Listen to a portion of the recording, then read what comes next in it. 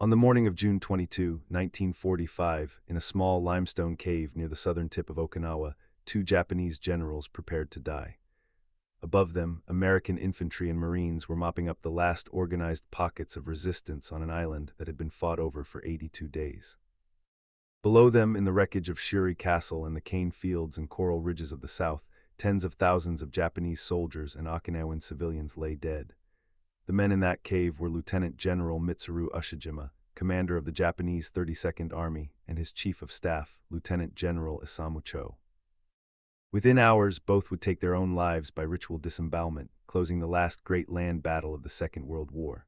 But before the swords fell, both men left behind words. Those words, along with the testimony of the officers, soldiers, and civilians who survived them, form one of the most detailed first-hand records of how the Japanese military establishment understood its own defeat.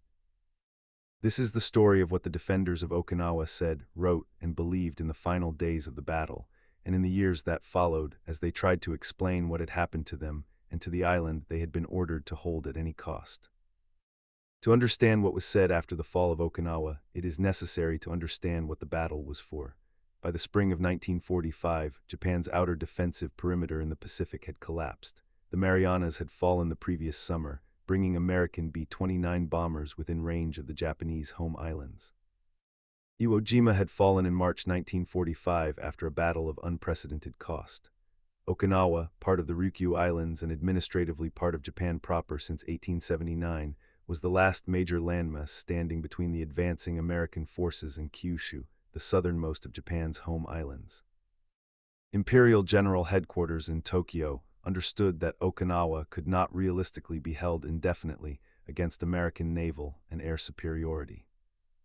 Instead, the 32nd Army was given a different mission, not to win, but to bleed the invading force so severely, for so long, that American political and military leaders would reconsider the cost of invading Japan itself.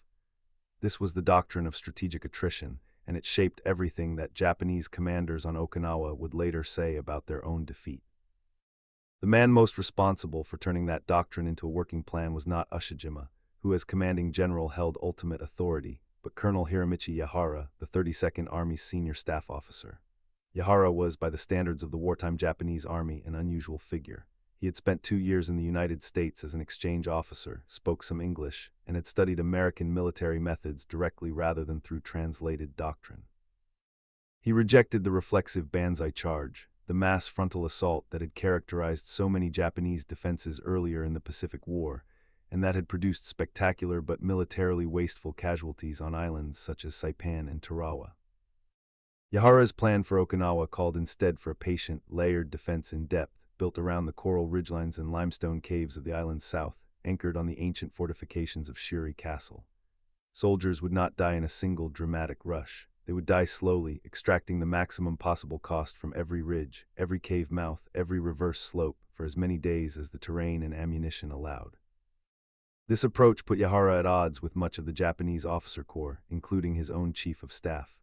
General Cho was a fiery, aggressive officer associated with the radical nationalist currents that had pushed Japan toward war in the 1930s, and he favored bold offensive action over defensive patience. In the early weeks of the campaign, this tension came to a head. In early May 1945, after weeks of grinding defensive fighting had worn down the American advance without breaking it, Cho argued successfully for a large-scale counteroffensive, hoping to exploit what he believed was American exhaustion. Ushijima, after hearing the arguments of his senior officers, sided with Cho rather than Yahara. The order issued for the attack, scheduled for the pre-dawn hours of May 4, urged every soldier to display combined strength and to kill at least one American in the coming fight. The offensive was a catastrophic failure. Japanese units that left their prepared cave positions and attacked in the open were caught by American artillery, naval gunfire, and armor, and the 32nd Army lost several thousand men in a matter of days for no meaningful territorial gain. It was one of the clearest failed attempts of the campaign, a documented case in which departing from the attrition strategy produced immediate and severe losses. According to Yahara's own post-war account, Ushijima later met with him in the command bunker beneath Shuri and acknowledged that Yahara's original judgment had been correct, pledging to return to the defensive attrition tactics that had proven more costly to the Americans. That return to grinding, static defense defined the rest of the battle. Through May, American forces pushed toward Shuri against Japanese positions built into reverse slopes, connected by tunnels, and sighted so that machine gun and mortar fire could rake any approach from multiple directions at once. The fighting around positions that Americans would come to know by names such as Sugarloaf Hill, Conical Hill, and the Shuri defenses cost both sides heavily, and by the time the 32nd Army's main line finally buckled in late May, Ushijima faced a decision that would shape everything said afterward about the battle. On the night of May 21, at a command conference held in the underground headquarters beneath Shuri Castle, Ushijima decided that his remaining forces would abandon the historic capital and withdraw further south rather than make a final stand at Shuri itself. On the night of May 27, under cover of darkness, the remnants of the 32nd Army slipped out of Shuri and moved south toward the Kiin Peninsula, leaving Okinawan civilians in the area to face the advancing Americans largely on their own. This withdrawal extended the battle by weeks, at a cost that fell overwhelmingly on Okinawan non-combatants caught in the crossfire between two armies in the island's crowded southern tip. By mid-June, the 32nd Army had been reduced to a shrinking pocket around two final strongpoints, one beneath Kunishi Ridge and the other at Ushijima's own headquarters inside a hill the Americans had labeled Hill 89, near the town of Mabuni on Okinawa's southern coast. Communications were failing, units were scattered and cut off from one another, and organized resistance was disintegrating into isolated pockets of soldiers fighting with dwindling ammunition. It was in these final days that the most direct statements from the Japanese command about the meaning of their defeat were recorded. On June 16, General Ushijima transmitted a message to his superiors describing the burning determination with which his men had fought the invading force for nearly 3 months, and expressing his regret that despite what he called their death-defying resistance, his forces had been unable to crush the enemy and now faced certain defeat. He apologized to the emperor and to the people of the Japanese homeland for what he termed his failure, stated that his men would make one final charge to inflict as many casualties as possible, and wrote that even in death his spirit would not abandon its determination to defend the homeland. He closed with a short poem, written in the classical style expected of a Japanese officer of samurai lineage, in which he compared his defeated army to grass that dies on the islands without waiting for autumn, promising that it would be reborn green in the homeland's coming spring. 3 days after that message, on June 18, the American commander of the invasion force, Lieutenant General Simon Bolivar Buckner, Jr., was killed by Japanese artillery fire while observing the front lines, becoming the highest-ranking American officer killed by enemy fire during the entire war. American forces, aware that Japanese resistance was collapsing, had earlier attempted to negotiate a surrender through a formal appeal sent to Ushijima. According to the post-war official history of the campaign compiled by the United States Army, that surrender appeal did not reach Ushijima until June 17, delayed by the breakdown of Japanese communications and the general confusion among the remaining troops.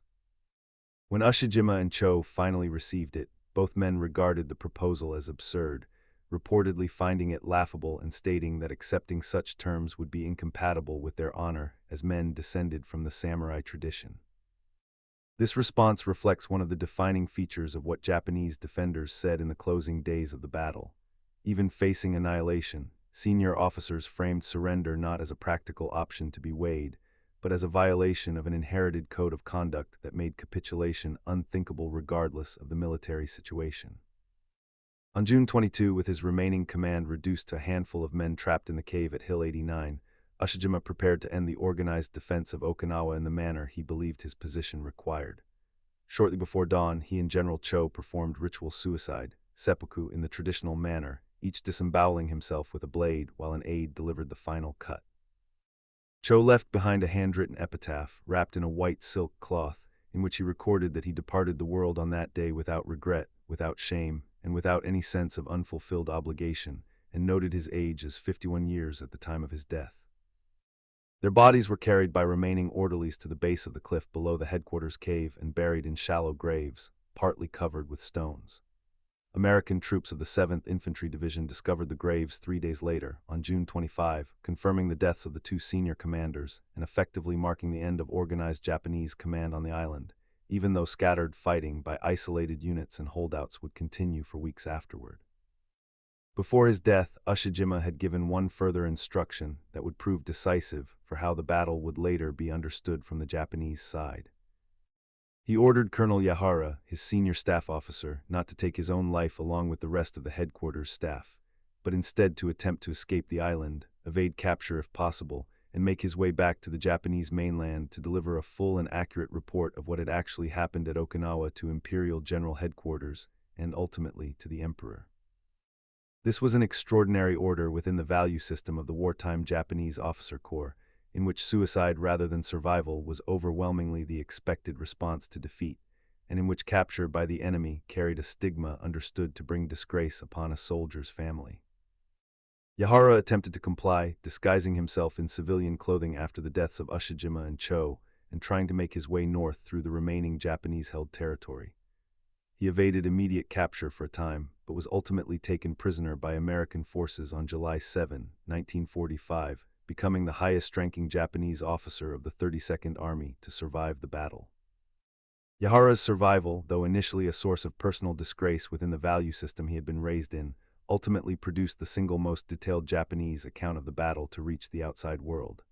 He was held and interrogated by American forces, and after the war he returned to Japan, where for years he lived with the stigma of having survived a defeat that his colleagues had met with ritual suicide. It was not until 1973, nearly 3 decades after the battle, that he published his own memoir, based on notes and recollections compiled over the intervening years, offering an insider's account of the planning, execution, and collapse of the 32nd Army's defense. In it, Yahara made clear his belief that the garrison on Okinawa and the Okinawan civilian population caught up in the fighting had ultimately been sacrificed by an imperial headquarters in Tokyo that used the island's defenders to buy time for the homeland while offering little realistic hope of relief or reinforcement. He also used the book to defend 2 aspects of his own conduct that had drawn criticism from fellow officers and from parts of Japanese society after the war. His decision not to commit suicide, which he framed as an act of obedience to Ushijima's direct order rather than a failure of duty, and his earlier advocacy of defensive attrition, tactics over the offensive counterattacks favored by more aggressive commanders such as Cho, tactics that Yahara argued had inflicted the greater cost on the American invasion force while conserving Japanese lives for as long as strategically possible. Yahara's account was not the only Japanese voice to describe the aftermath of the battle in later years. Many of the soldiers and support troops who fought on Okinawa were themselves Okinawan, drafted locally into the 32nd Army or organized into auxiliary units such as the Blood and Iron Student Corps, which mobilized teenage boys from Okinawan schools, and the Haimiri Student Corps, which mobilized schoolgirls to serve as field nurses in military hospitals carved into caves. Survivors among these conscripted students, along with Okinawan civilians who lived through the final weeks of fighting in the island's south, later gave extensive testimony describing conditions in the last defensive pockets. Overcrowded caves filled with wounded soldiers who could not be evacuated, dwindling food and water, and in some documented cases, Japanese military policy that treated civilians attempting to seek shelter in occupied caves, or those suspected of preparing to surrender, with deep suspicion and sometimes lethal hostility, reflecting the military's fear that surrendering civilians might be captured and used by American forces to encourage further capitulation. One of the most prominent Okinawan voices to emerge from this experience was Masahide Oda, a former student soldier who survived the battle and later became a historian and eventually the governor of Okinawa Prefecture. Oda spent much of his post-war career documenting the Okinawan civilian experience of the battle, arguing that official Japanese and American narratives of the fighting tended to focus on the clash between the 2 great military powers while minimizing the suffering and agency of the Okinawan people themselves. Tens of thousands of whom died not in combat, but as a direct consequence of the military strategy that treated their island as expendable ground on which to delay the American advance toward the home islands. The end of organized resistance under Ushijima and Cho did not mean the end of fighting on Okinawa. Scattered Japanese units, cut off from any central command, continued to resist in the hills and caves of the South for weeks, and American forces relied heavily on propaganda leaflets, broadcast appeals, and the testimony of already surrendered soldiers to persuade the remaining holdouts that continued resistance was futile. Many of these final holdouts eventually surrendered once ammunition and food were exhausted, while a smaller number chose suicide rather than capture, consistent with the code of conduct that had governed Japanese military behavior throughout the campaign. It was not until August 26, 1945, weeks after Japan's formal surrender to the Allies following the atomic bombings of Hiroshima and Nagasaki, and the Emperor's radio broadcast announcing the end of the war, that General Douglas MacArthur, acting as Supreme Commander for the Allied powers, authorized General Joseph Stilwell to formally negotiate the surrender of the remaining Japanese garrisons in the Ryukyu Islands. On September 7, 1945, the senior surviving Japanese commanders in the region reported to Ryukyu's command headquarters and signed formal surrender documents, representing the complete capitulation of more than 105,000 Japanese Army and Navy personnel still nominally under arms in the islands. The ceremony lasted roughly 10 minutes and was witnessed by assembled American Army and Marine units, with military aircraft passing overhead, closing the final chapter of a campaign that had formally ended on the battlefield more than 2 months earlier. What the defenders of Okinawa said, both in the moment of their defeat and in the decades that followed, reveals a military culture caught between two competing pressures. On one hand stood the officially sanctioned code of the Imperial Japanese Army, rooted in an idealized samurai ethic that treated surrender as dishonorable regardless of circumstance, and that made ritual suicide the expected response to hopeless defeat, as demonstrated by Ushijima and Cho in their final hours.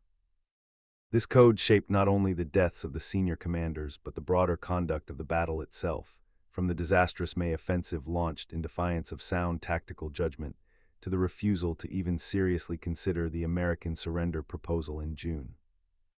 On the other hand stood a smaller, more pragmatic current within the Japanese officer corps, embodied most clearly by Yahara, who believed that the true purpose of the defense was to inflict maximum cost on the enemy for as long as possible, and who ultimately obeyed an order to survive specifically, so that an accurate account of the campaign could reach Tokyo, even at the cost of his own reputation and years of post-war social disgrace. Both currents left documented statements. Both are essential to understanding how the men who commanded the last great land battle of the Pacific War understood their own defeat. The propaganda campaign that accompanied the final weeks of the battle also produced its own body of documented Japanese responses. American psychological warfare units, operating alongside the 10th Army, printed hundreds of thousands of surrender leaflets and dropped them over the shrinking Japanese perimeter, urging soldiers cut off from their units and running short of food and ammunition to lay down their arms rather than die in a hopeless final stand. Loudspeaker teams broadcast similar appeals in Japanese near the front lines. The official United States Army history of the campaign records that these efforts, combined with the physical collapse of the 32nd Army's supply and command structure, gradually eroded resistance among the rank and file, even as senior officers such as Ushijima and Cho publicly rejected any consideration of surrender for themselves. Thousands of Japanese soldiers and Okinawan conscripts did surrender in the final days and weeks of the battle, a number substantially higher than in earlier Pacific campaigns such as Iwo Jima, where organized Japanese surrender had been almost non-existent. Historians studying the battle have pointed to this shift as evidence that the rigid no-surrender ethic enforced from the top of the Japanese command structure was not uniformly shared by the exhausted, poorly supplied soldiers actually holding the line in the caves and ridges of southern Okinawa, many of whom were reservists, conscripted Okinawan laborers, or hastily mobilized students, rather than career officers steeped in the same code that governed Ushijima and Cho. The experience of those conscripted students left some of the most harrowing documented testimony to emerge from the battle's final days. Members of the Haimiri Student Corps, teenage girls from Okinawan secondary schools mobilized to serve as field nurses, were stationed in cave hospitals that had little in the way of medicine, sanitation, or safe shelter from American bombardment.